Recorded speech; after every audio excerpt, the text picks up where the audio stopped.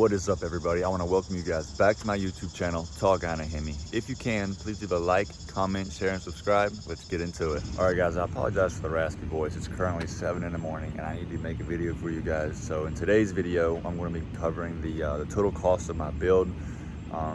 Cosmetically and performance-wise, I'm going over the whole 9 yards. I also want you guys to keep in mind that the prices that I'm about to give you, they're honest prices.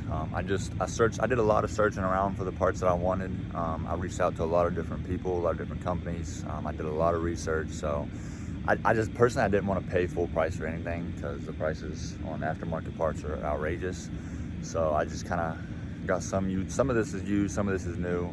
Definitely check Marketplace, eBay, just sites like that. You'll definitely find some good deals. Keep searching. All right, guys, so we'll start here in the rear. So the first thing I'll go over is my Hellcat style spoiler. I paid $80 for that. It's like $80 to $100. The next thing you see is my taillight tent, which is here and here. I got it on eBay, I think 25 bucks, nothing crazy.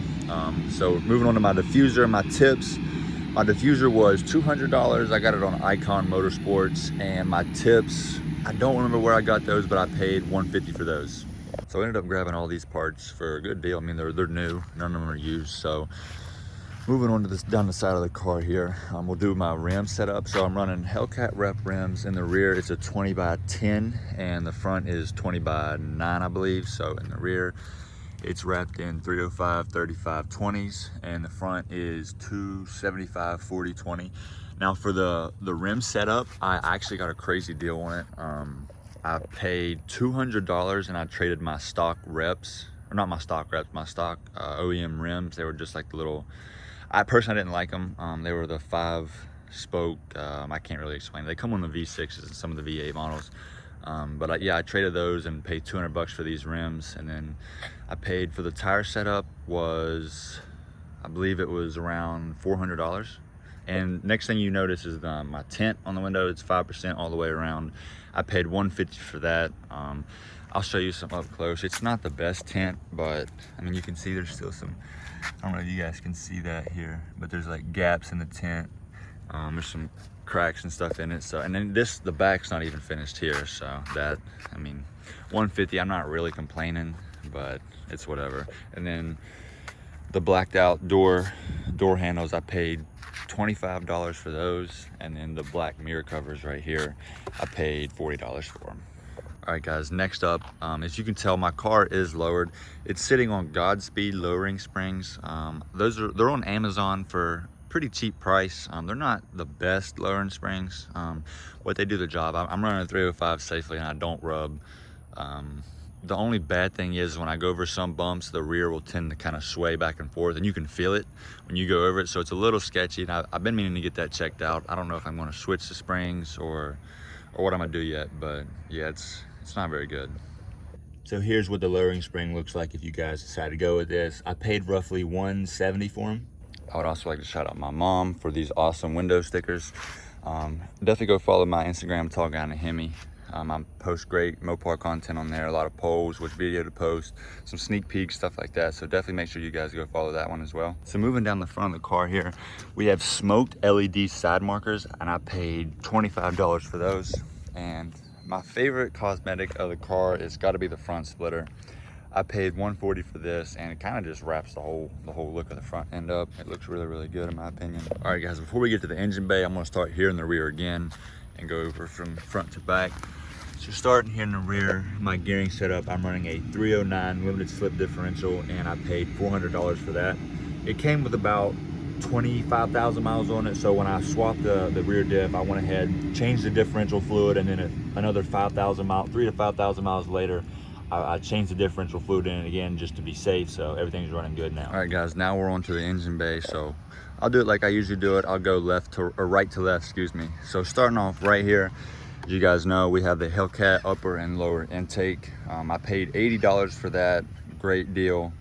And inside of this, I'm running an AEM drop-in dry filter. I paid $48, like $50 for that, I believe. So it's nothing crazy. All right, so moving on down here, like I mentioned, don't pay any attention to that tape. I don't know what I'm gonna do with that yet. But my throttle body, I'm running an 87 millimeter throttle body, and I paid $200 for that. It came used with about 500 miles on it. The original owner just didn't want it. It's from MMX. He went a different route, bigger throttle body, so got a great deal on it. And here we have an oil catch can. I think the brand of this is APR. It's on eBay for a little over $100, but I paid $70 for mine. It's used. He only had it on the car for about 100 miles and then sold the car, so another great deal right there. So now moving along here, we have the 6.4 intake manifold. Now this I got a steal on. With the actuator, it came with everything. It even came with the 6.4 fuel rails and injectors, but I ended up selling those. But for the entire manifold, the rails, injectors, and the actuator all together, I paid $250 for this. The manifold come with, I think, 12,000 miles on it, so super good deal. I just jumped in a Facebook group and asked, hey, who has a 6.4 intake manifold, low miles, and somebody had reached out and did the deal, and here it is. All right, sitting behind my radiator hose here, I'm running a 180-degree thermostat. Now that I paid $25 for. It was nothing crazy. Also, guys, to circle back on the 6.4 intake manifold, I'm running with the MSD box to wire the active runners up, and that I paid for this was, I think it was $150. And some people, they go with a I can't think of what the other thing's called, a circuit boss, I think it's what it's called. It's like a box with a bunch of wires, but I actually went on Amazon and made my own. I paid like, I think $20 compared to a $200 circuit box, and works just fine. All right, guys, some of the stuff that you can't really see here. On the car, these are Hellcat injectors, 600cc. I picked up the full set of used ones with about 300 miles on them for $150. Another good deal. Now, usually these injectors, you can find them for pretty cheap.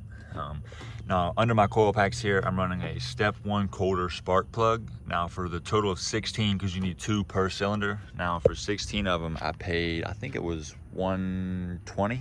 Excuse me, no, I paid $180 for 16 total spark plugs. I had to go back and double check.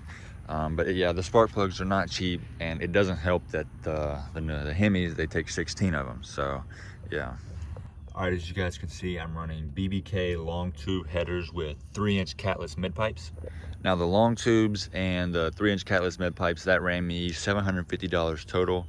Now connected to the long tubes and the mid pipes, I'm running a 3-inch X pipe from Jeggs. Now I paid about $90 for that, $100 for that, and 3-inch Dynamax race bullets in place of my mid mufflers. I think those were like 25 bucks a piece, so $50 total for that. And then full 3-inch custom catback exhaust, I paid $200 for that.